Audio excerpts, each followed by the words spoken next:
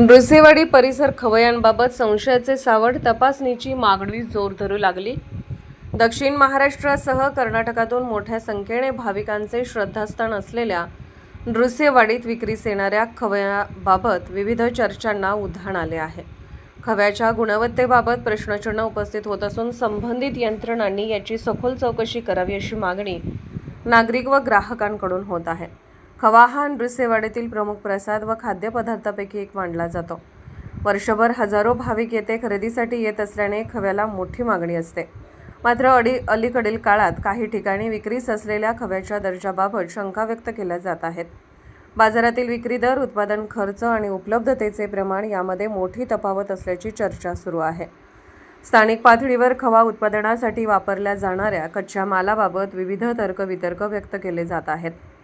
यामध्ये दूध पावडर, खाद्यतेल अथवा इतर घटकांच्या वापराबाबत चर्चा सुरू असून या दाव्यांची सत्यता तपासण्यासाठी अधिकृत यंत्रणांनी नमुने घेऊन प्रयोगशाळा चाचणी करावी अशी मागणी पुढे येत आहे.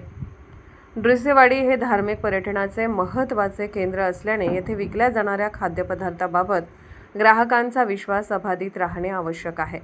त्यामुळे अन्न सुरक्षा आणि मानके कायद्याअंतर्गत नियमित तपासणी, नमुना चाचण्या आणि उत्पादन प्रक्रियेची पडताळणी करण्याची गरज व्यक्त होत आहे. काही नागरिकांच्या मते संबंधित विभागांनी अचानक छापे टाकून खवा उत्पादन केंद्रे, साठवणूक व्यवस्था आणि कागदपत्रांची तपासणी करावी. तपासणीअंती जर कोणतीही अनियमितता आढळली नाही तर उत्पादकांवरील संशय दूर होईल, तर नियमभंग आढळल्यास संबंधितांवर कारवाई करावी.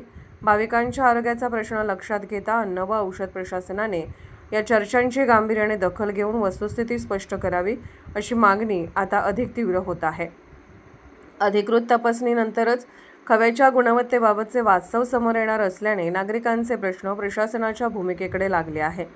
SK news, Kurundwad.